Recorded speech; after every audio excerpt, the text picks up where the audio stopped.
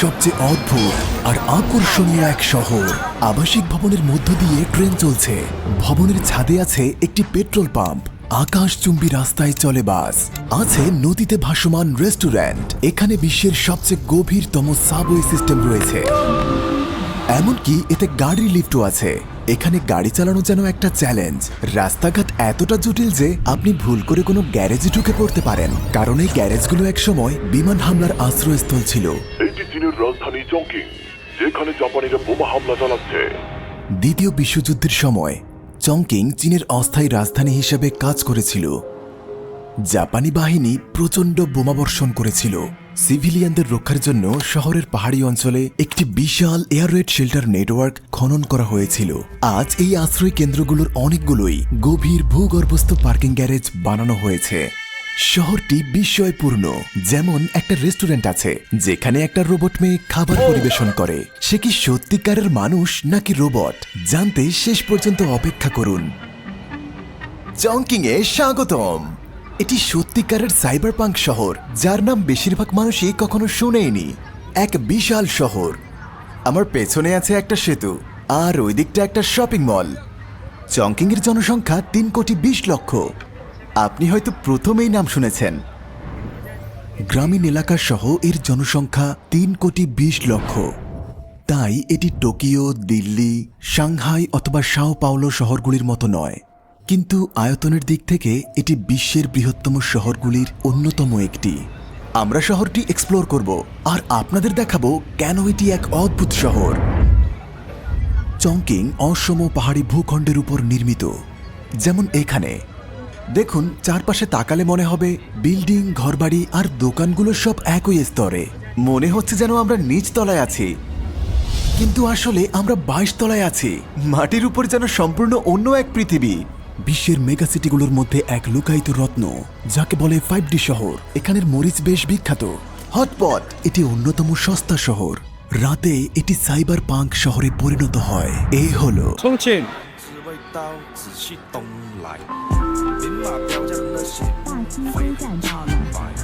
বিশ্বের সবচেয়ে বেশি টানেল আর সেতুর শহর। অসংখ্য সিঁড়ি আছে। এখানকার পরিবহন ব্যবস্থা সম্পূর্ণ ভিন্ন। আকাশে আছে ঝুলন্ত রাস্তা, আছে অসংখ্য সেতু আর সুড়ঙ্গ। সবকিছু এত জটিলভাবে তৈরি যা পৃথিবীর আর কোথাও পাবেন না। এটি মনোরেল নামের এক ধরনের ট্রেন, যা একটিমাত্র রেলপথে চলে, অথচ সাধারণ ট্রেনের দুটি পথ থাকে। মজার ব্যাপার হলো এটি একটি 19 তলা অ্যাপার্টমেন্ট ভবনের মধ্য দিয়ে যায়।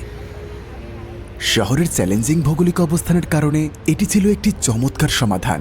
অবকাঠামো কৌশলের অসাধারণ এক মিশ্রণ। রেললাইন আর ভবন দুটি আলাদা কাঠামোর উপর দাঁড়ানো, যার ফলে ট্রেন চলার সময় শব্দ ও কম্পন অনেকটাই কমে যায়, যার কারণে ট্রেন কখন চলে যায় তা বাসিন্দারা খুবই কম টের পায়। এই বৃত্তাকার সেতুগুলি হল বহু স্তর বিশিষ্ট মহাসড়ক। সড়কগুলোর 5টি স্তর এবং 15টিরও বেশি ডিরেকশন আছে। বাসে যাওয়ার কথা ভাবছেন? Good luck. আপনি বিপজ্জনক সরু রাস্তা দেখতে পাবেন। দেখুন কত সরু রাস্তা। পড়ে যাওয়ার ঝুঁকি আছে। গাড়িটা একদম কিনারায় চলছে।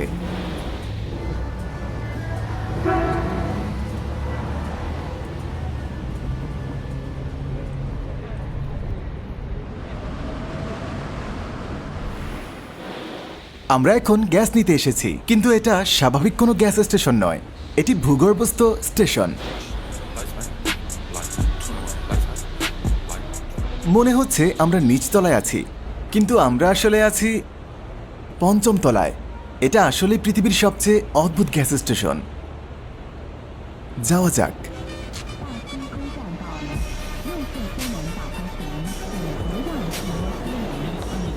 আমরা সাবওয়েতে যাওয়ার সিদ্ধান্ত নিলাম। এটি বিশ্বের সবচেয়ে গভীরতম মেট্রো।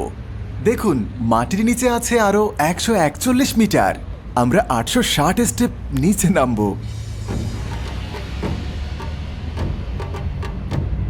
পৃথিবীর সবচেয়ে গভীরতম।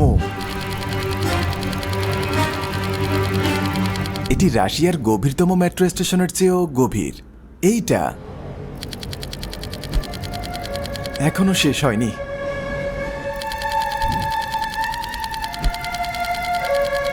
আর কত বাকি? পুরোটাই পাগলামি। চলছে তো চলছেই। 10 মিনিটেরও বেশি সময় হয়ে গেল। 15 মিনিট ধরে হাঁটছি। শেষ হলো। ও, শেষ হয়েছে।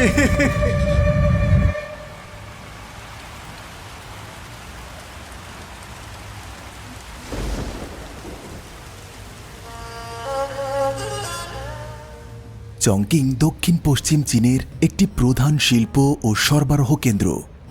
নগর জিডিপির দিক থেকে এটি এশিয়ার 9ম স্থানে রয়েছে। এমনকি তাদের গাড়ির লিফটও আছে। এই গাড়িটি বেশ কয়েকতলা উপরে উঠবে। আমরা 22 তলা পর্যন্ত যাব এই গাড়ি চালিয়ে। 我在北京。 আমার পেছনে দেখুন, খুব স্বাভাবিকভাবেই চলছে সাধারণ জীবন। উঁচু ভবন, ঘরবাড়ি, মানুষ, রাস্তাঘাট, গাড়ি সবকিছুই খুব স্বাভাবিক মনে হচ্ছে। আপনার মনে হচ্ছে আমরা মাটিতেই আছি, তাই না? এবার ওই পাশ পর্যন্ত হেঁটে যাব। কি দেখবেন জানেন? চলুন যাই। আমরা 22 তলায় আছি।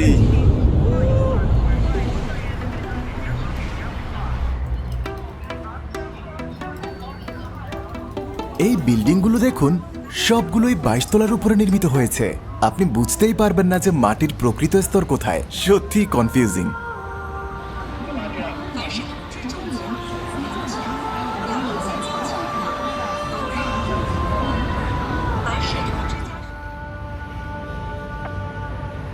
এটা আমাদের রুম।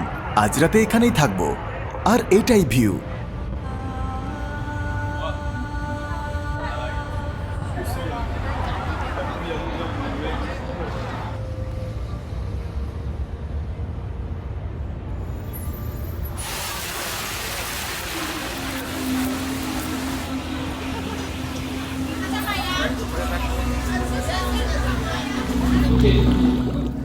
এটি বিখ্যাত হটপট ডিশ। কাঁচামরিচের মশলার জন্য চংকিং বেশ পরিচিত।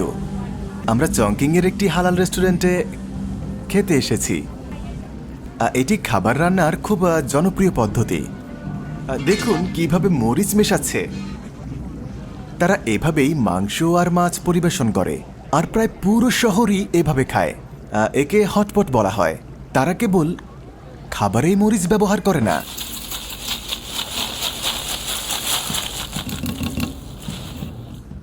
তারা এটি ঐতিহ্যবাহী চীনা ওষুধেও ব্যবহার করে। তাদের বিশ্বাস তাপ আর মশলা রক্ত সঞ্চালন বাড়াতে সাহায্য করে এবং পেশি টান আর ক্লান্তি উপশম করে। তাদের মতে আপনার পায়ের পাতা আপনার শরীরের প্রতিটি অঙ্গের সাথে সংযুক্ত, এমনকি মস্তিষ্কও। অবিশ্বাস্য। পায়ে স্টিমুলেশনের মাধ্যমে সংকেত পাঠিয়ে পুরো সিস্টেমকে সক্রিয় করে। আমার পায়ে বেশ ঝাল লাগছে, আর কথাগুলো আমার কাছে স্পাইসি শোনাচ্ছে। এখানকার আরেকটি স্থানীয় ঐতিহ্য হলো কান পরিষ্কার করা। এই শহরে শতাব্দীর পর শতাব্দী ধরে এটি প্রচলিত আছে। এটি চীনা সংস্কৃতির একটি অংশ। এটা কেবল ব্যক্তিগত স্বাস্থ্যবিধির বিষয় নয়, বরং স্থানীয় সংস্কৃতির একটি অংশ। এটা কেবল স্বাস্থ্যকরই নয়, এটা অনেকটা আরামদায়কও। কান পরিষ্কার করার জন্য মানুষ চায়ের দোকান এবং ক্যাফেতে ভিড় জমায়। আমার কান থেকে একটি ডাইনোসর বের করছে। বন্ধু বান্ধব এবং পরিবারের সাথে করা যায় এটি এমন একটি সামাজিক কার্যকলাপ।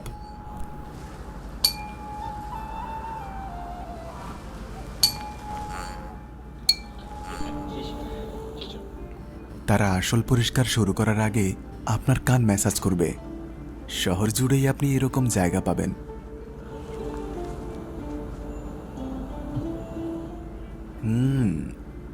ওয়াও,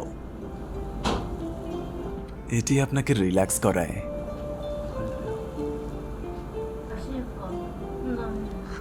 ভালো লাগছে।